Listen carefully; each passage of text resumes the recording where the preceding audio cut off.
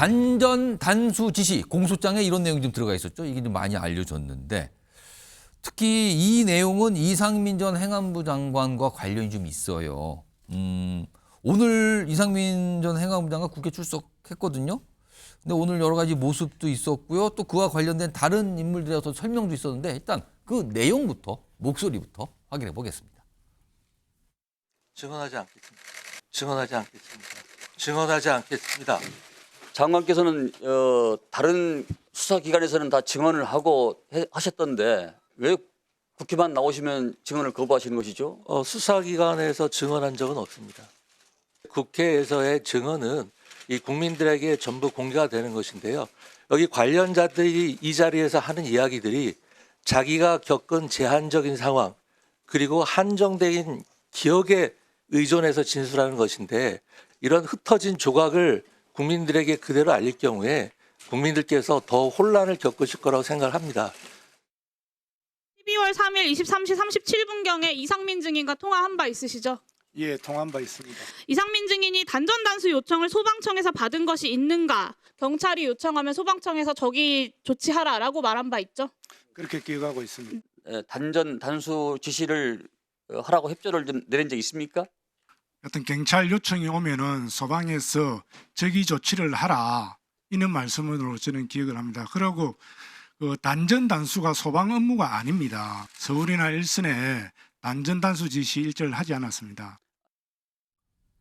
오늘 이런 얘기가 나왔어요. 그러니까 지금 이상민 전 장관은 오늘도 증언 거부를 했거든요. 근데 오늘 소방총장은 뭐 그런 연락 받았고 뭐 이런데 뭐 사실 단전 단수는 소방 쪽 업무도 아닌데 앞서 연락을 받았다 이런 얘기를 꺼내놓은 거예요. 오늘 국회에서요. 화면을 좀 정리해 볼까요? 공소장에 이런 내용이 있었습니다. 윤석열 대통령 공소장 피고인, 그러니까 윤석열 대통령을 말하는 거거든요. 이상민 전 행안부 장관에게 일부 언론사 그리고 여론조사 업체 등 봉쇄하고 소방청 통해 단전 단수하라 지시했다. 이런 내용 담겨 있거든요. 근데 지금 소방청장 뭐 연락 받았다는 얘기를 한 거잖아요. 김성수 변호사. 이 내용 얘기를 하기 앞서서 이상민 전 장관은 계속 증언 거부를 하고 있거든요. 그리고 이런 내용이 공소장 내용 알려지고 소방청장의 진술도 있고 이런 거 다 감안할 때 증언 거부하는 거 이거 법적으로 어떻게 봐야 되는 겁니까? 예, 증인으로 나온 사람은 뭐 본인이 형사처벌을 받거나 이런 사유가 있는 경우에는 이 사유를 소명하고 증언을 거부할 수가 있습니다. 그렇기 때문에 아마 국회에서의 이 증언 거부에 대해서도 동일한 취지가 아닌가 생각이 됩니다. 그리고 현재 지금 이 사실관계에 대해서 조금 설명을 드리면 저희가 이 사건의 주요 관계자들이 있지 않습니까? 그리고 이 진술들이 여러 가지로 지금 알려지고 있습니다. 그런데 이 중에서 저희가 가장 객관적으로 신뢰할 수 있는 부분은 이 국회에서의 증언이라든지 유튜브 영상 이런 것들은 본인이 직접 이야기하는 것이 영상에 담겨 있지 않습니까? 남죠, 기록이. 예, 그 사람들의 진술에 대해서는 이렇게 이야기했다는 것이 객관적으로 이제 증명이 된다라고 볼 수가 있는 것이고, 그리고 공소장이 지금 여러 번 언급이 되는데 공소장. 이 공소장이라는 건 어떤 것이냐면 이 검찰에서 재판을 이제 진행을 할 때 법원에 이런 혐의가 있는 것 같습니다라고 정리하는 내용이라고 볼 수가 있는 것이고, 이것이 뭐 피의자의 진술 조서라든지 아니면 진술 조서의 뭐 내용이 충분하지 않다라고 한다면 다른 증거들을 이제 총합을 한 다음에 그것을 통해서 사실관계를 다시 재구성했다라고 볼 수가 있는 것이거든요. 그렇다 보니 이 공소장에 기재된 뭐 어떠한 진술이 있었다라는 것이 이 피의자라든지 뭐 참고인의 직접적인 진술인 것인지 아니면 이 다른 관련자들의 진술을 통해서 사실관계를 일단 정리를 한 것인지 이것들도 저희가 좀 구분해서 봐야 되기 때문에 이런 부분까지도 저희가 구분해서 보고 그 다음에 이 증인신문 과정이라든지 이런 것들에서 어떻게 답변이 나오는지를 봐야 저희가 정확하게 사실관계를 파악할 수 있기 때문에 이런 부분들을 조금 구분해서 저희가 보면 좋을 것 같습니다. 공소장 내용은 거기에 어떤 당사자가 있는데 그 당사자가 그 공소장에 적힌 내용을 나중에 재판이라든가 국회 같은 데서 부인해도 상관은 없는 겁니까, 그거는? 예, 이 공소장이라는 것이 말씀드렸던 것처럼 재판에 있어서 검찰과 이 형사사건은 이 검찰과 그리고 피고인이 이제 각각 이 검찰에서는 이 사람의 죄가 있다라는 것을 증명하려고 하는 것이고 예. 피고인은 이 사람이 죄가 없다라는 것을 증명하려고 하는 겁니다. 예. 그렇기 때문에 이 부분에 대해서 다투게 되는 것인데 공소장이라는 것은 법원에 검찰이 이 사람이 이러한 사실관계를 근거해서 이러한 죄를 범한 것 같습니다라고 정리를 한 겁니다. 그렇기 때문에 검찰에서 확보한 증거를 기반해서 사실관계를 주장하는 것이고 이에 대해서 재판 과정이라는 것이 검찰에서는 이 공소장의 내용이 사실이라는 것을 증명하기 위해서 이 예. 부분에 대한 여러 가지 이제 주장을 하는 것이고 이 변호인이나 이 피고인 측에서는 이 부분 사실관계가 실제와 다르다라는 것을 이제 주장하고 증명하는 것이 이 변론 그 공판이라고 할 수가 있기 때문에 이렇게 저희가 봐야 되는 것이지 지금 현재 공소장 기재 내용이 전부 다 뭐 피의자의 입에서 직접 나왔다 이렇게 보는 것은 조금 혼동이 될 수가 있기 때문에 이런 부분에 대해서는 제가 구분을 하는 것이 맞는 것 같습니다. 자, 그러면은 그걸 강조. 공소장에서 일단 많이 알려진 게 많이 보도됐어요. 단전 단수 지시가 있었다. 이게 공소장에 나온 내용 중에 대표적인 걸로 소개가 된 거거든요. 그리고 또 한 가지는 이 계엄 당시에 동원된 병력 규모. 지금까지는 뭐 국회에 뭐 한 280여 명 뭐 이 정도인데 일단 그거보다 더 많은 숫자가 나왔어요. 공소장에는. 일단 지난 탄핵 심판 당시에 김용현 전 장관 그리고 윤석열 대통령이 이 병력 규모에 대해서 얘기한 발언이 있었어요. 그거 다시 한번 들어보겠습니다.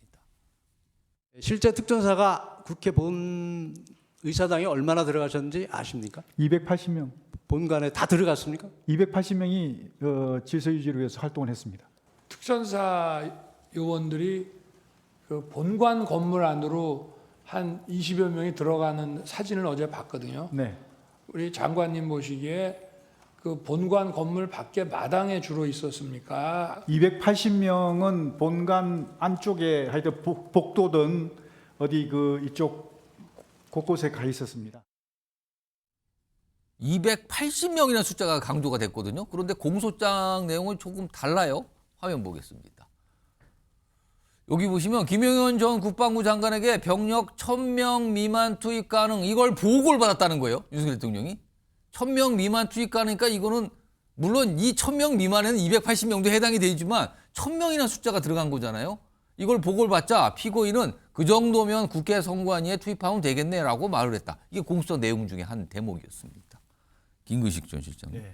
당초 알려진 것보다 숫자가 좀 다른데요, 좀? 그러니까 이제 실제로 국회에 투입된 병력의 규모 숫자가 또 논란이 되는데요. 예. 저기 4차 변론 과정에서 대통령이 직접 김용현 전 장관을 신문하면서 숫자가 얼마 되지 않았다. 예. 그러니까 250명 정도로 했다가 거기 30명 더해서 한 280명 280으로 나왔단 서로 말이에요.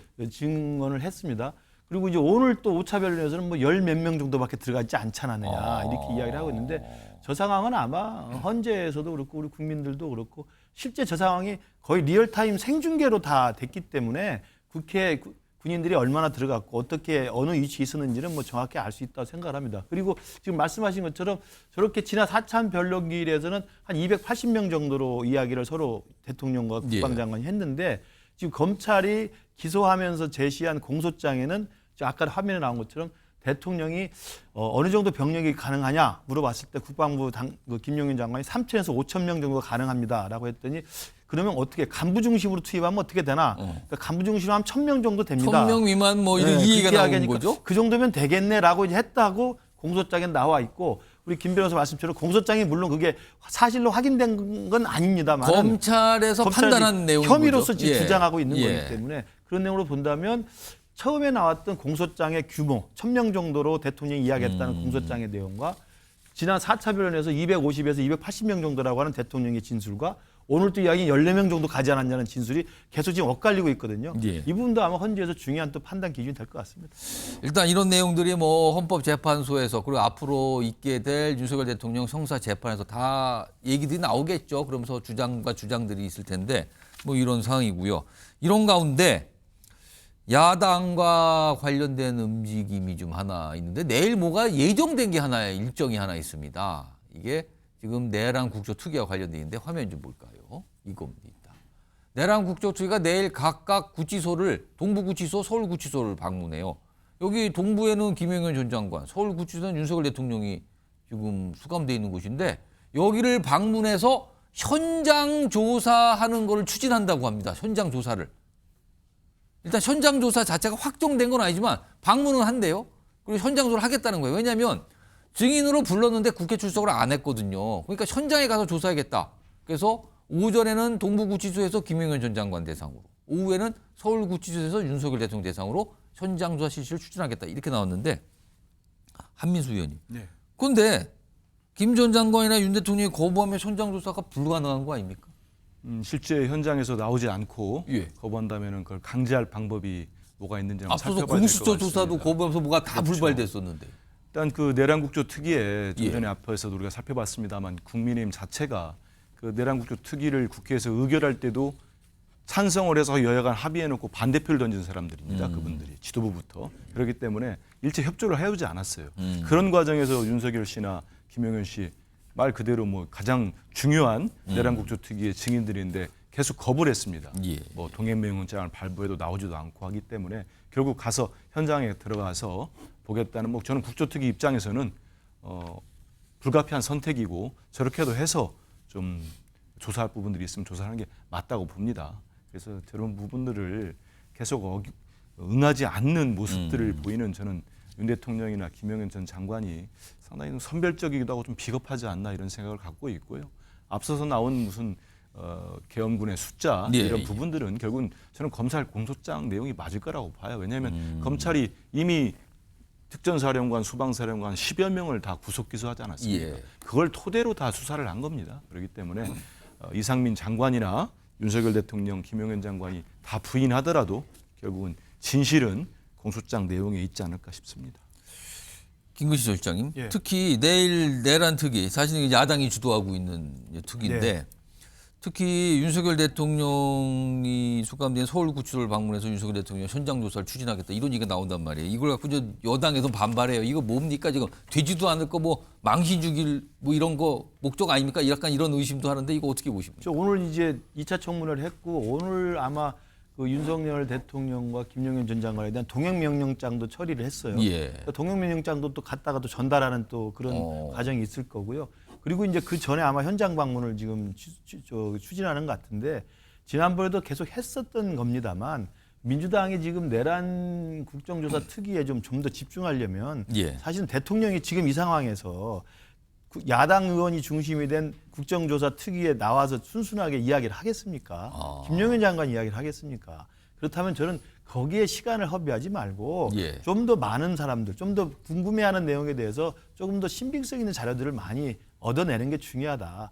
가서 보여주기식밖에 더 뭐가 있겠습니까? 저는 그런 면에서는 좀 너무나 정쟁용으로 이 국정조사 특위가 진행돼서는 안 되겠다는 말씀드립니다. 김성수 변호사, 이게 방송 직전에 들려온 소식인데 윤석열 대통령 측에서 법원에 뭔가를 청구했는데 그 청구 내용이 이거예요. 윤석열 대통령의 구속을 취소해달라고 청구를 했다는 거예요. 근데 앞서서는 윤석열 대통령 측이 보석 신청할 수 있다는 얘기가 나오는데 그게 아니었어요. 구속 취소 청구를 했다는 건데 이거는 뭡니까? 구속 취소 청구라는 거는? 예, 이 구속 취소 같은 경우 형사소송법 93조에 명시가 돼 있습니다. 이 구속 사유가 없거나 소멸한 때 구속을 취소할 수 있다라는 이런 신청이라고 볼 수가 있는 것인데 그 부분 관련해서 보석 같은 경우에는 이 구속 자체가 적법한 것을 전제로 해서 신청을 하는 것이라고 볼 수 있는 그런 해석의 여지가 있습니다. 그리고 또 보석 같은 경우에는 보증금이라든지 아니면 어떠한 조건을 부과한 다음에 이 조건 부석방이라고 볼 수가 있는 것인데 구속 취소 같은 경우에는 이 구속 자체가 원래도 이 이유가 없었다라고 한다든지 아니면 지금 현재 소멸됐다라고 해서 아예 취소가 되는 것이기 때문에 조건이 부과되지 않는 이런 차이가 있기 때문에 이것도 구속 적부심이라는 것도 있는데 그거하고 또 다른 겁니까? 예, 구속 적부심 같은 경우에는 구속이 이제 적절한지 아니면 부적절한지를 판단하는 것이기 때문에 예. 또 절차가 다르다라고 할 수가 근데 있고 이건 아예 법적인 구속된 규정이 상태는 다릅니다. 인정하지만 이걸 취소해달라 이겁니까? 예, 맞습니다. 그러면은 이걸 끝나면 보석 신청은 또 별도로 할 수 있는 겁니까? 예, 맞습니다. 구속 취소와 그리고 보석 그리고 또 구속 적부심이 다 각각의 이제 절차이기 때문에 이 부분에 대해서는 이제 각각 신청을 할 수가 있는 것이고 다만 현재의 요건이 이것이 이 요건이 다 있거든요. 그래서 요건에 충족이 되는지를 봐야 되는 겁니다. 그럼 만약에 청구를 했어요. 구속 취소 청구를. 근데 법원에서 안 받아줬어요. 그러면 그 다음은 보석 신청으로 가는 겁니까? 예, 그 부분은 검토를 해볼 것 같습니다. 지금 보석의 가능성이 높지 않나라고 조금 여러 가지 이야기가 나왔던 것인데 보석 같은 경우에는 이 구속의 지금 적법성 여부에 대해서 지금 다투고 있는 상황에서 이 구속의 적법성을 더 이상 다투지 않겠다는 취지로 비춰질 수도 있기 때문에 예. 그렇기 때문에 구속 취소를 한 것이 아닌가 이렇게 좀 추측이 됩니다. 여러 가지 생각을 해서 오늘 청구를 했다 그거네요. 알겠습니다. 이런 소식도 좀 들려와서 전해드렸습니다.